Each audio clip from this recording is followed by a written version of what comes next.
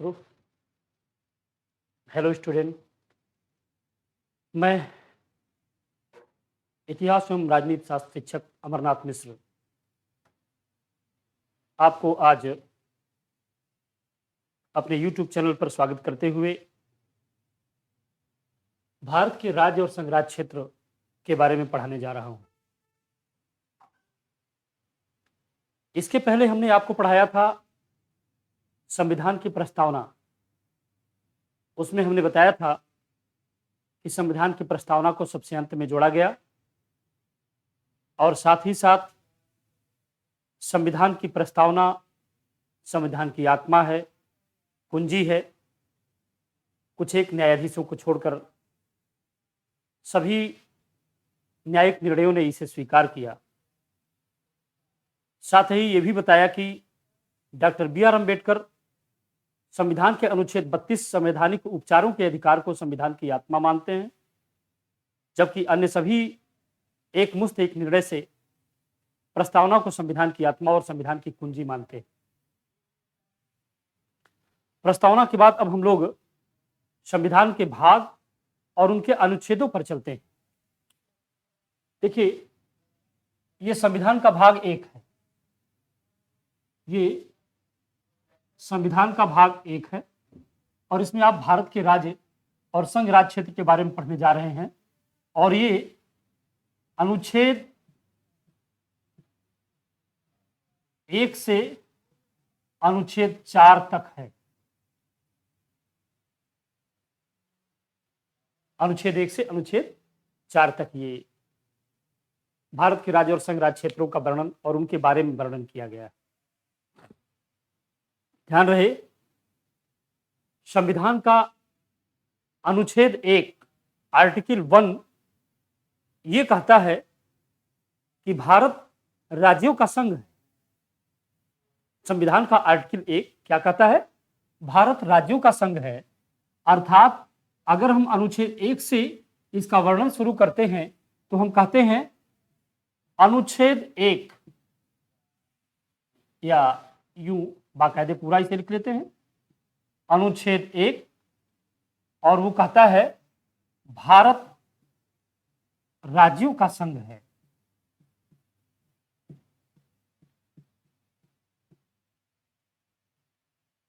भारत राज्यों का संघ, ठीक। अब जब अनुच्छेद 1 भारत राज्यों का संघ है ये आया तो पॉलिटी में या यूं कहें राजनीति विज्ञान में संघ 3 प्रकार का होता है। तीनों अंग्रेजी अक्षरों का अर्थ संघ ही है। संघ में एक होता है फेडरेशन, दूसरा होता है क्वासी फेडरेशन और तीसरा होता है यूनियन। फेडरेशन, कॉन्फेडरेशन और यूनियन।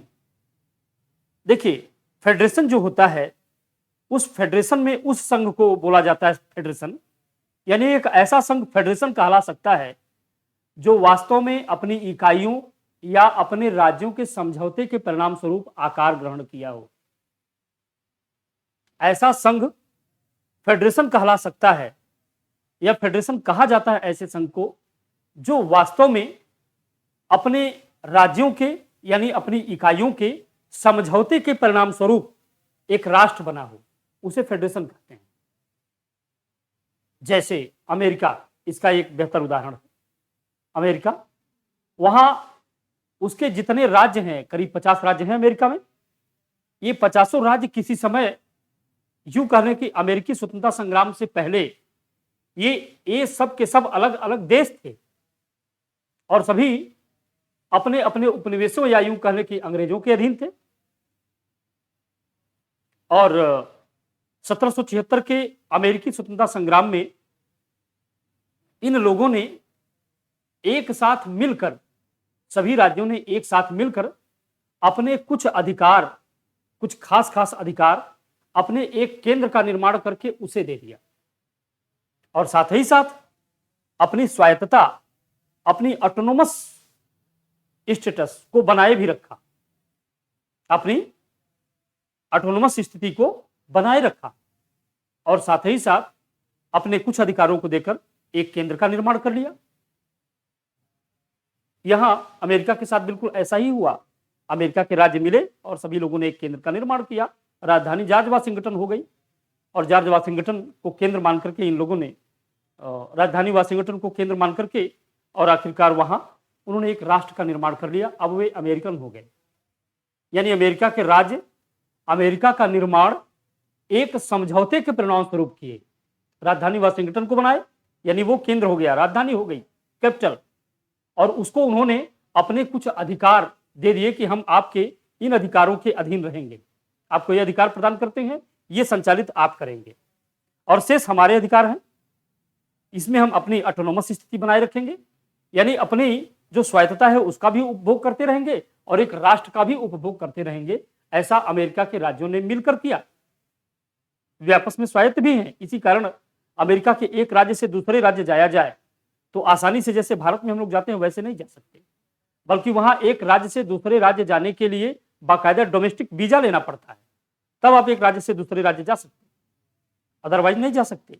अर्थात वे कुछ मायनों में अलग भी हैं, अपनी स्वायत्तता भी बनाए हैं और कुछ मायनों में वे एक राष्ट्र भी हैं, एक राष्ट्र की राजधानी वाशिंगटन के ध्वज तले एक भी हैं।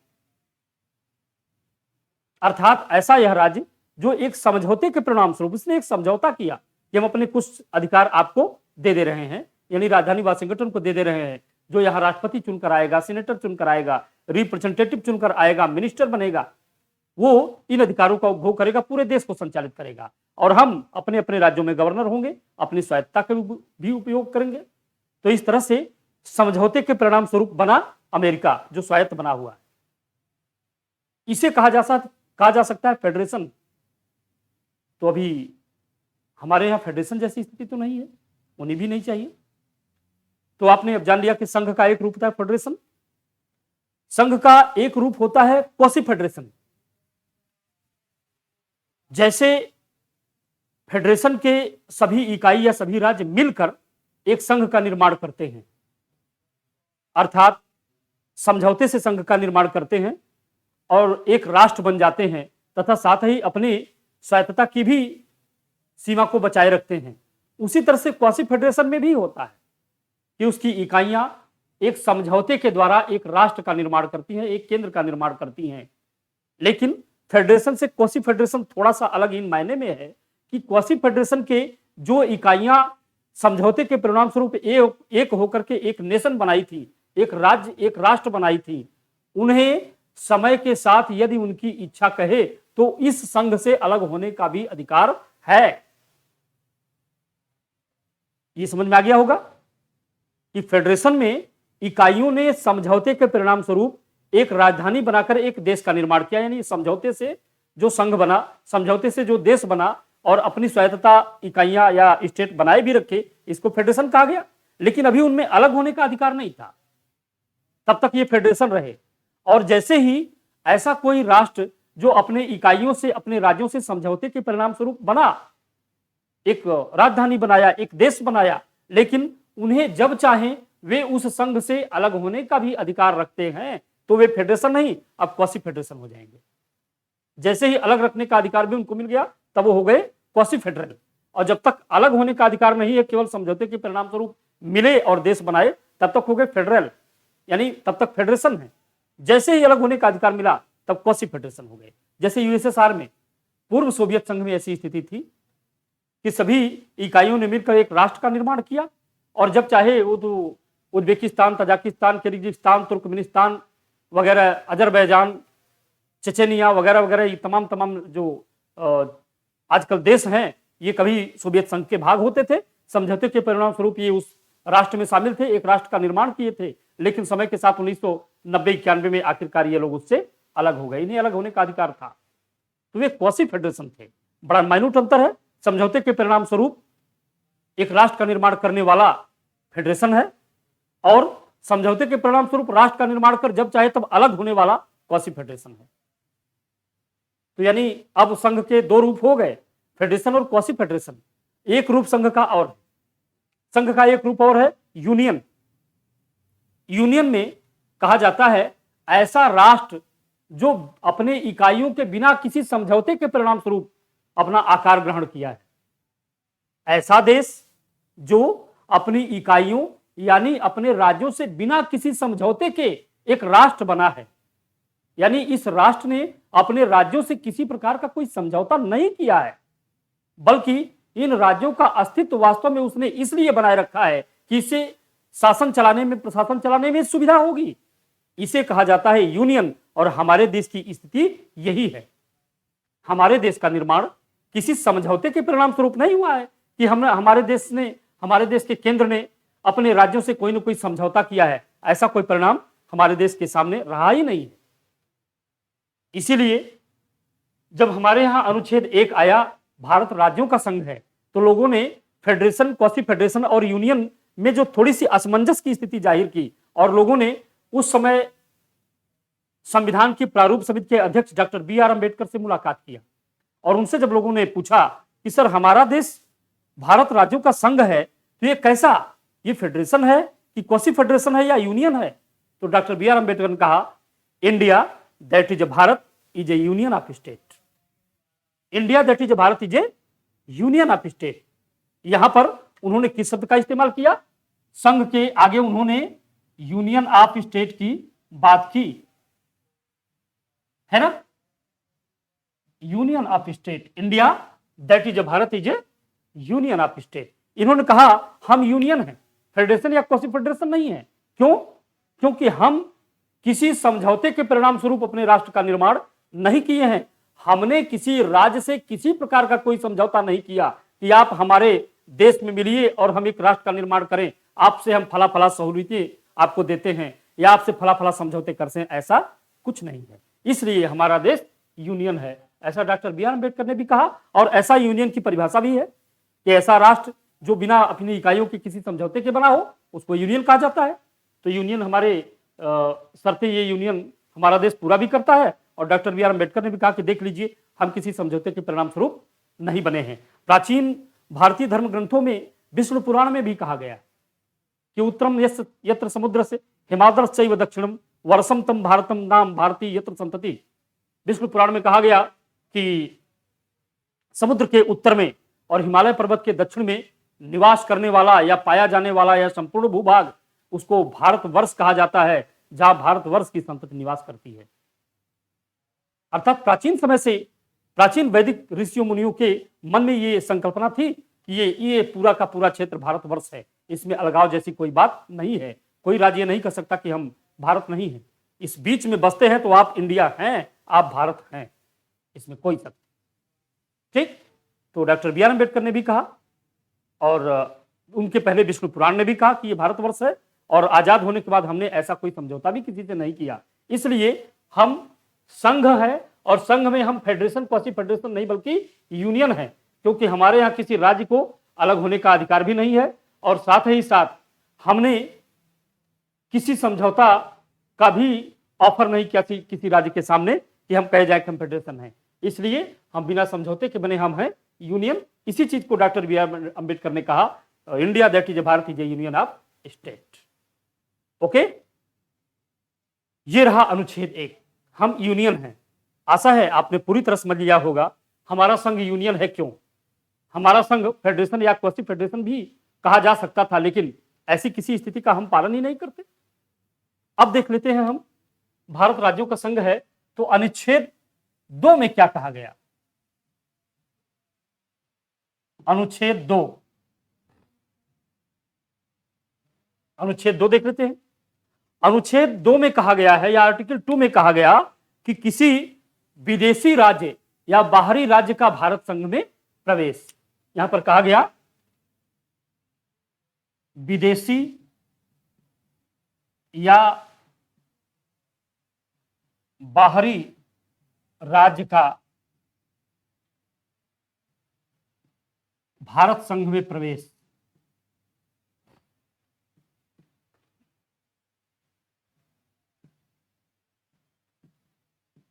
ये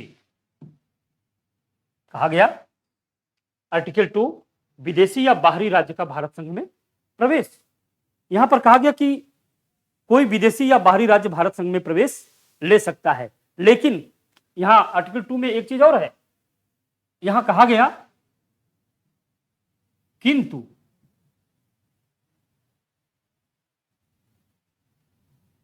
किंतु वह राज्य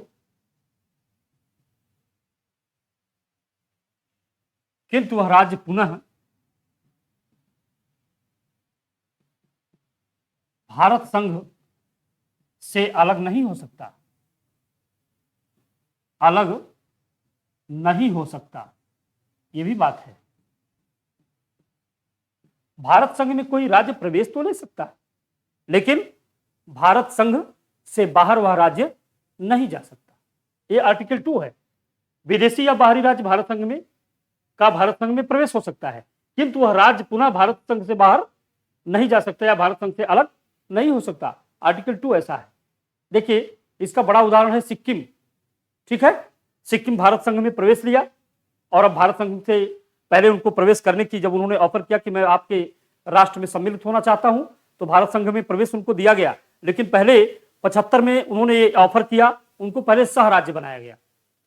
ये अभी भी आपके पास मौका है, सोच समझ लीजिए। यदि भारत संघ में आप प्रविष्ट होना चाहते हैं तो भारत के राज्य आप बन सकते हैं, आपको भारत के राज्य की सारी सुविधा मिलेगी। लेकिन ध्यान रहे, यहां प्रविष्ट होने के बाद आप इससे बाहर जाने की बात मत कीजिएगा, अन्यथा आपका देखिए देखा हमारे राष्ट्र के अन्य राज्य भी अलगाववाद की मांग करेंगे। और हम राष्ट्र हैं, हम अलगाववाद के लिए नहीं बने हैं, हम एक अविनाशी संघ हैं। हमारा देश एक अविनाशी संघ है, इसलिए पहले से विचार विमर्श कर लीजिए। बाकायदा सिक्किम ने इस पर विचार विमर्श किया और उसने कहा हमें भारत संघ में प्रवेश लेना है, और अंत में वह भारत संघ में प्रवेश ले लिया। यहां कहा जा सकता है, इसका उदाहरण है सिक्किम। सिक्किम इसका उदाहरण है। इसने भारत संघ में प्रवेश लिया, अभी भारत संघ से बाहर नहीं जा सकते। इन्होंने इसके लिए स्वीकारोक्ति भी जाहिर की है कि हमें भारत संघ से प्रवेश लेकर के इससे बाहर नहीं जाना है। ध्यान दीजिए, इसी मामले पर एक बार बेरुबाडी मामला आया था। बेरुबाडी मामला, जिसमें पंडित नेहरू के समय भारत बांग्लादेश से एक समझौता हुआ। भारत बांग्लादेश से समझौता इसलिए हुआ क्योंकि उनका और हमारा नक्शा देखा जाए तो नदियों या नालों के आने जाने के मार्ग से ही सीमाओं का निर्धारण हुआ है। तो आप जानते हैं, नदियां या नाले बिल्कुल एक ही सीधी रेखा में तो जाते नहीं, कहीं हो सकता है वे मुड़ जाए, कहीं सीधे हो जाए, कहीं दाएं बाएं आड़े तिरछे हो जाए, ऐसे जाते हैं। और आड़े तिरछे दाएं बाएं जाने वाले नदियों के मार्ग से ही भारत और इधर बांग्लादेश की सीमा का निर्धारण हुआ जी। लेकिन समय के साथ कुछ नाले नदियां सूखते गए और भारत तथा बांग्लादेश के नागरिकों को समय समय पर यह नहीं मालूम होता था कि वो भारत में है या बांग्लादेश में है। इसी तरह भारत वाले सोचते थे कि बांग्लादेश में है या भारत में है, क्योंकि नदी नाले वो सूख गए थे और आड़ा तिरछा, कभी कोई क्षेत्र भारत के काफी अंदर तक घुसते हुए चला आया फिर तिरछे किसी तरफ गया, या कभी कोई क्षेत्र बांग्लादेश में बहुत घुसता हुआ फिर भारत की तरफ आया। तो इस तरह से कुछ उधर कुछ इधर ऐसे। नेहरू जी का सोचना था कि इसको सीधा कर दिया जाए, अपने ऐसे क्षेत्र जो बांग्लादेश में घुसे हैं उनको उसे दे दिया जाए, बांग्लादेश के जो क्षेत्र हमारे में घुसे हैं वो हम खुद ले लें। इस तरह से इन लोगों ने एक समझौता करना चाहा। इस क्षेत्र का नाम रखा गया बेरुबाडी। बेरुबाडी क्षेत्र के मामले जो बांग्लादेश के होते थे उनसे कहा गया कि आप बेरुबाडी क्षेत्र हमें दे दीजिए, जो आपके क्षेत्र हमारे राज्य की अंतर सीमा में घुसे हुए हैं, और हम अपना जो क्षेत्र है आपके राज्य के अंतर सीमा में घुसा उसको हम आपको दे देंगे। इस पर समझौता भी हो गया, लेकिन मामला सुप्रीम कोर्ट में चैलेंज हो गया। बेरुबाडी मामले के चैलेंज में ऐसा आया कि सुप्रीम कोर्ट ने कहा आर्टिकल 2 के अनुसार आप उसका अध्ययन करें तो उसमें है कोई राज्य या राज्य क्षेत्र भारत के संघ में शामिल तो हो सकता है, लेकिन वह भारत से नहीं जा सकता। साथ ही साथ भारत का कोई राज्य क्षेत्र भी किसी दूसरे राज्य में नहीं मिलाया जा सकता। यानी कहा गया आप बेरुबाडी को ले तो सकते हैं, लेकिन भारत का कोई क्षेत्र बेरुबाडी के बदले में बांग्लादेश को दे नहीं सकते। मामला वहीं रुक गया। बड़े लंबे समय बाद नरेंद्र मोदी ने इस मामले को सुलझाया और सुलझाते हुए बांग्लादेश के क्षेत्र उनको दे दिए गए जो हमारे अंतर क्षेत्र बांग्लादेश में घुसे थे, और उनके वाले अंतर क्षेत्र जो हमारे यहाँ घुसे थे उनको हमारे यहाँ ले लिया गया। तो इस तरह से ये मामला हल हो गया। नहीं तो आर्टिकल 2 का ही आधार देकर सुप्रीम कोर्ट ने पंडित नेहरू को अपने क्षेत्र बांग्लादेश को देने से रोक दिया था। तो यहाँ एक उदाहरण अलग होने न होने वाला सिक्किम है, और दूसरा उदाहरण इसमें है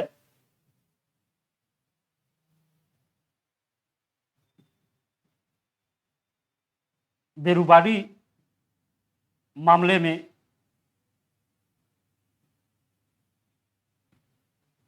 सुप्रीम कोर्ट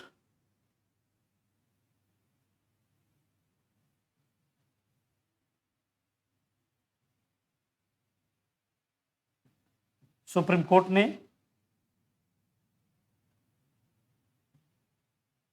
अनुच्छेद 2 के आधार पर ही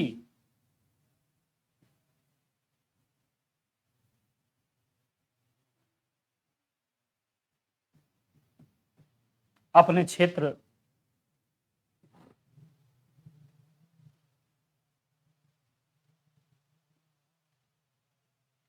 बांग्लादेश को देने से रोक दिया था। यही निर्णय आया था उसमें कि आप अपना क्षेत्र उन्हें नहीं दे सकते, आप उनसे उनका क्षेत्र ले तो सकते हैं। क्यों? क्योंकि किसी राज्य का कोई राज्य क्षेत्र या राज्य हमारे में प्रविष्ट तो हो सकता है, लेकिन हमारे से वो बाहर नहीं जा सकता और हम भी अपना कोई राज्य क्षेत्र किसी दूसरे को नहीं दे सकते। तो इसी आधार पर उन्होंने रोक दिया कि आप अपना क्षेत्र उन्हें नहीं दे सकते, हाँ उनसे आप उनका क्षेत्र ले सकते हैं। इसी मामले में रुक गया था। बाद में ये नरेंद्र मोदी के समय फिर इसमें तमाम सुधार हो गया। अनुच्छेद 2 यही है। अब अगला हम देख लेते हैं अनुच्छेद 3 आर्टिकल 3। अनुच्छेद 3 और अनुच्छेद 3 में कहा जाता है कि नए राज्यों का निर्माण, अनुच्छेद 3 कह रहा है नए राज्यों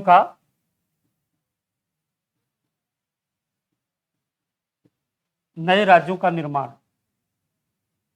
इस अनुच्छेद 3 में कहा गया कि नए राज्य बनाए जा सकते हैं, क्योंकि भारत किसी समझौते के परिणाम स्वरूप बना हुआ देश नहीं है, बल्कि वह प्रशासनिक सुविधा के लिए नए नए राज्य बना सकता है। राज्यों से उसने कोई समझौता नहीं किया है, बल्कि राज्यों पर उसका खुद एक ऐसा अधिकार है, यदि वो चाहे तो जो राज्यों का विभाजन हुआ है, राज्य जो अलग अलग बनाए गए वो प्रशासनिक सुविधा के लिए बनाए गए। ऐसा नहीं कि उनसे हमने कोई समझौता किया कि आप कोई एक तरह से राज्य रहेंगे, बिल्कुल नहीं। तो यहां भी कहा गया कि जो है इतना ही नहीं, बल्कि अनुच्छेद 3 के तहत संसद को यह अधिकार दिया है संविधान सभा ने और हमारे संविधान ने कि यदि संसद चाहे तो नए राज्यों का निर्माण कर सकती है, अर्थात किसी एक ही राज्य को 2 भागों में विभाजित कर 2 नए राज्य बना सकती है। ठीक, कई राज्यों के थोड़े थोड़े क्षेत्र को लेकर के एक नया राज्य बना सकती है, यह भी हो सकता है। या तीसरा, किसी राज्य की मान्यता को ही समाप्त कर सकती है, उसे संघ शासित प्रदेश बना सकती है, जैसा अभी जम्मू कश्मीर में किया गया। वो अपने राज्य की स्थिति का बड़ा लाभ उठा रहे थे और दुरुपयोग कर रहे थे। धारा 370 को समाप्त कर दिया गया और जम्मू कश्मीर जो कि एक पूर्ण राज्य था उसे संघ शासित प्रदेश बना दिया गया। ये संसद को अधिकार है। एक और भी संसद को अधिकार है, यदि संसद चाहे तो राज्य की सीमा इत्यादि में परिवर्तन करते हुए या न भी करते हुए किसी राज्य का नाम भी बदल सकती है। ये संसद को अधिकार है, साधारण बहुमत के द्वारा संसद को अधिकार है। इस तरह से संसद ने तमाम राज्यों का निर्माण किया। जैसे उत्तर प्रदेश को 2 भागों में विभाजित करके उत्तराखंड बना दिया, मध्य प्रदेश को 2 भागों में तोड़कर छत्तीसगढ़ बना दिया, बिहार को 2 भागों में तोड़कर एक नया राज्य झारखंड बना दिया। तो आप यहां नए राज्यों के निर्माण में लिख सकते हैं, अर्थात संसद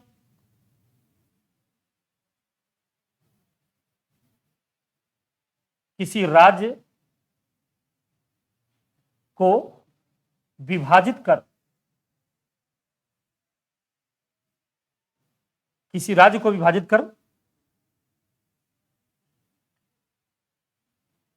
साधारण बहुमत से 2 नए राज्य बना सकती है।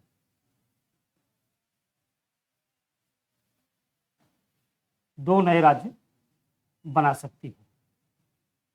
ठीक, या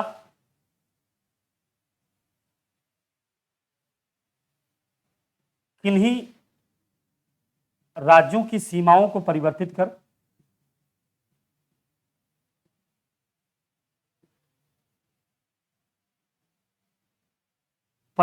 सकती है। देखिए, ये भी कार्य कर सकती है संसद, या किसी राज्य को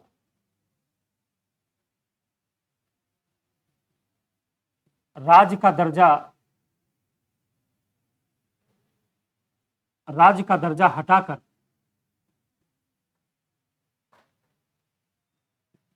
संघ शासित प्रदेश बना सकती है,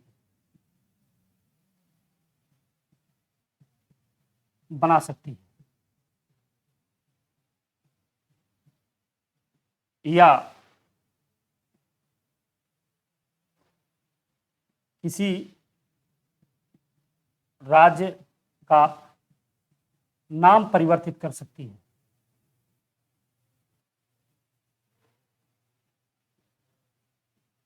ठीक, ये सारी चीजें हैं। संसद को यह अधिकार है कि वो साधारण बहुमत से 2 नए राज्य बना सकती है, या किन्हीं राज्यों की सीमाएं परिवर्तित कर सकती है, या किसी राज्य को राज्य का दर्जा हटाकर संघ शासित प्रदेश बना सकती है, या किसी राज्य का नाम परिवर्तित कर सकती है साधारण बहुमत से। ये हमारे संसद को अधिकार है। आप देखेंगे तो इसने कई बार ऐसा कार्य किया भी है। जम्मू कश्मीर तो आपके सामने ताजा उदाहरण है, उनको पूर्ण राज्य के दर्जे को समाप्त करके उन्हें संघ शासित प्रदेश बना दिया।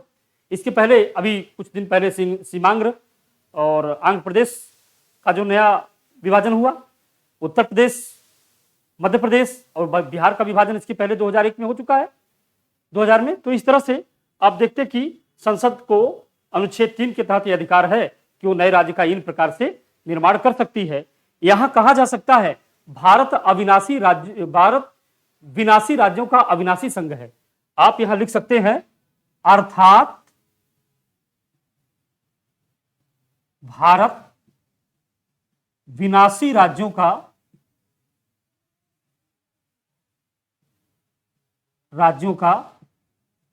अविनाशी संघ है।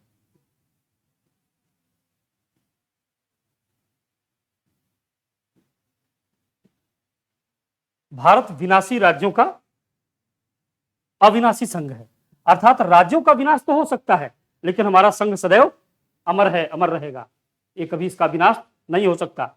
और इसी में आता है अनुच्छेद 4, और अनुच्छेद 4 में कहा गया कि संघ नए राज्यों के निर्माण के समय अनुसूची 1 और अनुसूची 4 में परिवर्तन कर सकता है, यह भी इसमें कहा गया। तो आप कह सकते हैं कि संघ नए राज्य का निर्माण के समय अनुसूची 1 हम बताएं क्या है, राज्य और संघराज्य क्षेत्र, तथा अनुसूची 4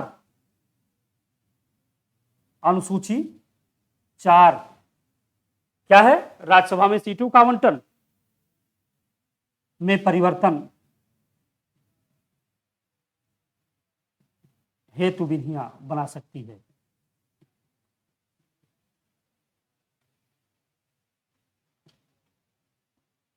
ये आपके सामने अनुच्छेद 1 से 4 तक भारत के राज्य और संघ राज्य क्षेत्र आपके सामने है। अनुच्छेद 1, 2, 3, 4 ये सारी चीजें आपके समक्ष एक निश्चित तौर तरीकों में, जैसा भी आपके समझ में आने के लिए हमने उसके पूरे प्रयास किए। ये आपके सामने है, आप इसे जाने, समझें, और फिर नेक्स्ट क्लास में हम आपको अब जब पढ़ाने आएंगे तो उसमें आएगी सिटीजनशिप, यानी नागरिकता। भारत की नागरिकता अनुच्छेद 5 से लेकर 11 तक विस्तृत है और संविधान के भाग 2 में दी गई है। उसको हम नेक्स्ट आएंगे तो नागरिकता के बारे में आपको पढ़ाएंगे। आज के लिए इतना ही। Thank you class.